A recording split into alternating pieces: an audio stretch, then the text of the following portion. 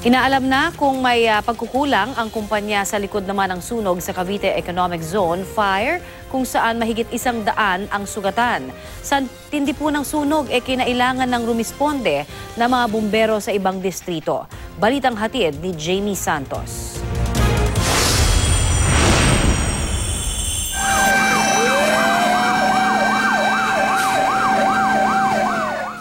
Sa laki ng sunog na sumiklab sa Cavite Economic Zone, halos sakupin din ito ang pabrika ng House Technology Industries. Hanggang Task Force Delta ang alarma. Ibig sabihin, kinailangang rumesponde ng mga bumbero mula sa ibang distrito. Sa drone video na ito, pasado alas 5 ng hapon kahapon, kita ang lawak ng pinsala sa 6 na hektaryang pabrika. Katumbas po yan ng 8 football field.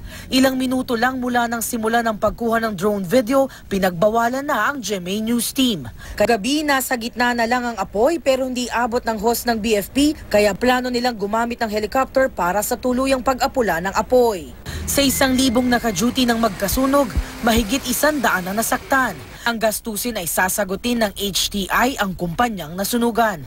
Hanggang 3rd-degree burns ang inabot ng ilan kaya inoperahan.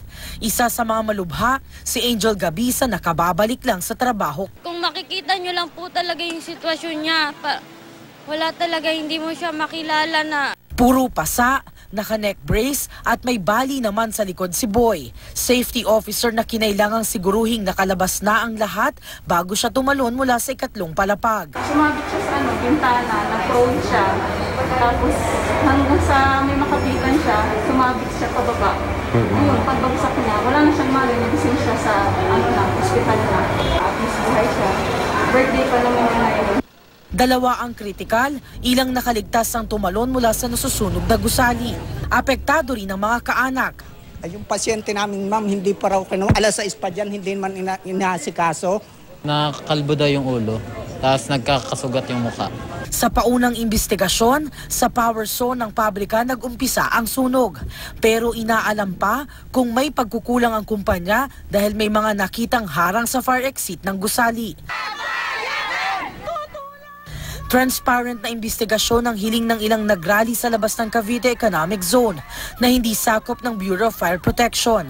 Ayon sa Philippine Economic Zone Authority na nag-issue ng fire inspection permits nito, pasado sa kanilang requirements ang HTI. Pero hindi na raw sila ang mag-iimbestiga.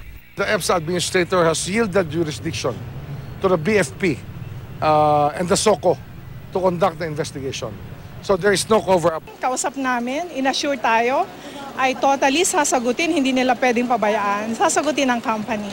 Jamie Santos, GMA News.